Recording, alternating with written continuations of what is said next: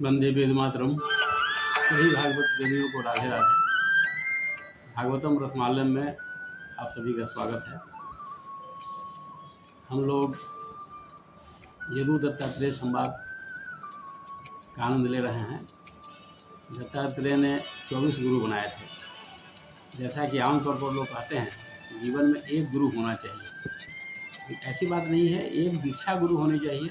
शिक्षा गुरु अनेक हो सकते हैं। हम जिनसे भी कुछ सीखें, वो हमारे रिश्तेदार हों, उम्र में बड़े हों, छोटे हों, जिनसे भी हम कुछ सीखते हैं अच्छी बात, ज्ञान की बात, ये सब हमारे गुरु कहते हैं। ये गुरु का मतलब होता है।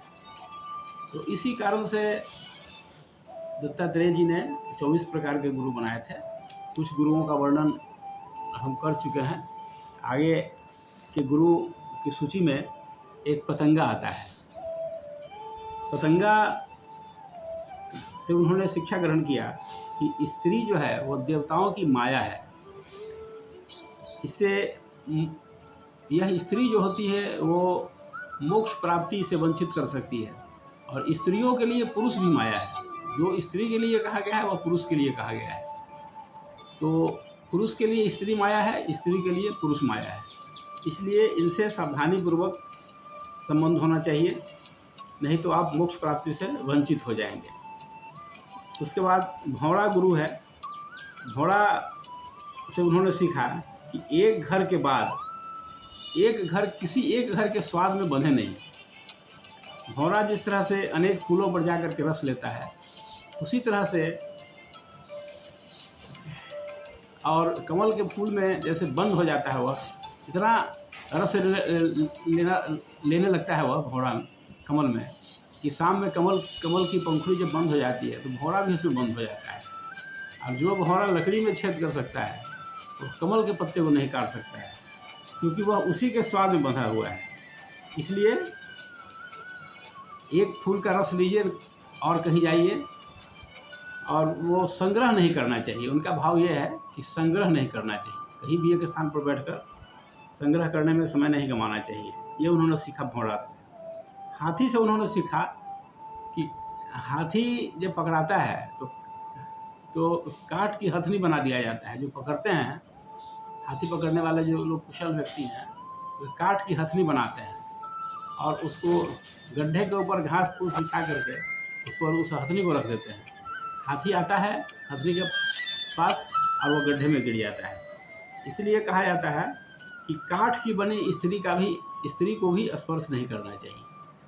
ये तो भगवान की माया है ही, नहीं तो मनुष्य उसमें मारा जाएगा। और आज के ज़माने में यही हो रहा है। इसलिए हर रिश्ता सावधानी के साथ निभाना चाहिए और किसी एक के आकर्षण में बंधना नहीं चाहिए। उसके बाद मधुहरी है, जो शहद निकालने का काम करता है। उससे उन्होंने शिक्षा लिया कि संचित को पहले निकाल लेना है। जो हमने संचित किया उसको पहले खर्च कर लीजिए, संग्रह के चक्कर में नहीं पड़ना है। हरिण एक गुरु है। हरिण से उन्होंने शिक्षा लिया कि विषयी पुरुष जो है वो विषयी गीत, हम लोगों को विषयी गीत नहीं सुनना चाहिए। जो मनुष्य में रजोगुण तमोगुण पैदा करे उस प्रकार के गीत नहीं सुनना चाहिए। हरिण व्याधा के गीत से मोहित होकर ही व्याधा के चंगल में फंस जाता है। इसलिए विषयी भोग से संबंधित गीत संगीत नहीं सुनना चाहिए, नहीं तो मनुष्य फंस जाता है, रजोगुण तमोगुण का शिकार हो जाता है। फिर एक गुरु मछली है। उसके बारे में उससे उन्होंने शिक्षा लिया कि स्वाद का लोभी नहीं बनना चाहिए मनुष्य को। जीभ पर स्वादेंद्रिय पर नियंत्रण होना चाहिए। भोजन वश में अगर हो जाए तो सभी इंद्रियां वश में हो जाए। भोजन वश में नहीं होता है, इसी कारण से मनुष्य अनेक प्रकार की बीमारियों का शिकार होता है। लुकमान वैद्य कहते थे कि मनुष्य अपना कब्र अपनी जिह्वा से खोदता है। माने इसका ये मतलब हुआ कि रसेंद्रिय पर नियंत्रण नहीं है, तो इसलिए इंद्रियां वश में नहीं हो तो मनुष्य बहुत हद तक अपना जीवन अच्छा बिता सकता है। और देखते होइएगा कि मछली पकड़ने वाला व्यक्ति कांटा में मांस का टुकड़ा या आटा फंसाता है और उसको खाने के लिए मछली आती है, उसमें फंस जाती है। इसलिए स्वाद का लोभी नहीं होना चाहिए। नहीं तो स्वाद के चक्कर में हम भी मारे जाएंगे। ये उन्होंने सीखा। उसके बाद एक गुरु उन्होंने बनाया पिंगला को। पिंगला एक वेश्या थी मिथिला में, जो ग्राहकों का इंतजार करती थी, और बाद में उसे वैराग्य हो गया कि जितना समय हम एक मनुष्य के इंतजार में बिताते हैं, अगर हम भगवान को दें उतना समय, तो फिर हम भवसागर पार कर जाएंगे। ये उन्होंने सीखा पिंगला से। जब भगवान सब जगह उपलब्ध हैं, तो फिर मैं मनुष्य से आशा करूं, ये तो बड़ी शर्म की बात है। तो उन्होंने उसके बाद से अपने उस काम को त्याग दिया। उसके बाद कुरुड़ पंछी, एक पंछी होता है कुरुड़, इसके चोंच से ये एक मांस का टुकड़ा लेके जा रहा था। तो एक बड़ा गिद्ध इसको पकड़ने के लिए पीछा कर रहा था। उससे पीछा छुड़ाने के लिए उसने अपने मुंह से मांस का टुकड़ा नीचे गिरा दिया। तो इस प्रकार से वो बलवान पक्षी के डर से जब मांस का टुकड़ा गिरा दिया, तो उसके जीवन में शांति मिली। नहीं तो उस टुकड़े को बचाने के लिए कोई बड़ा पंछी छीन न ले, हम पर हमला न कर दे, वह बहुत अशांत था। तो जैसे ही मांस का टुकड़ा फेंक दिया, वह उसको शांति मिल गई। यह करोड़ पंछी से उन्होंने सीखा। एक उन्होंने बालक को भी अपना गुरु माना था दत्तात्रेय जी ने, कि बालक मान अपमान सब में सम रहता है, उसको कोई फर्क नहीं पड़ता है। कौन उसको मान दे रहा है, कौन उसको मान नहीं दे रहा है, इन दोनों बातों से वह मुक्त होता है। दो व्यक्ति के बारे में कहा जाता है कि वह परमानंद में रहता है, एक बालक और एक गुणातीत मनुष्य, जो तीनों गुणों से ऊपर है। वह जो है वह परमानंद में रहता है, वह मान अपमान से हमेशा दूर रहता है। इस तरह से उन्होंने बालक को अपना गुरु माना। कुमारी कन्या को गुरु माना उन्होंने। उनकी एक गुरु कुमारी कन्या थी। कहा जाता है कि उनसे मिलने के लिए उनके घर पर, उससे विवाह संबंधी बात करने के लिए कुछ लोग आए थे। उस समय उनके घर पर कोई नहीं था। तो वो धान कूट रही थी, उसके हाथ में चूड़ियाँ बज रही थी। तो उसने धीरे धीरे सभी चूड़ियों को निकाल दिया और एक चूड़ी बच गई, जिससे कोई आवाज़ नहीं आ रही थी। तो अकेले में कोई तरह का कलह नहीं होता है, कोई तरह का आवाज़ नहीं होता है। ये उन्होंने सीखा उस कुमारी कन्या से। उसके बाद वान बनाने वाला व्यक्ति उन्होंने गुरु माना, कि बाण बनाने में वह इतना तल्लीन था कि राजा का सवारी गुजर गया, उसको पता नहीं चला।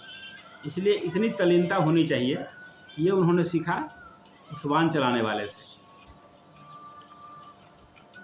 वही अभ्यास वैराग करना पड़ता है, वैराग्य का अभ्यास करना पड़ता है।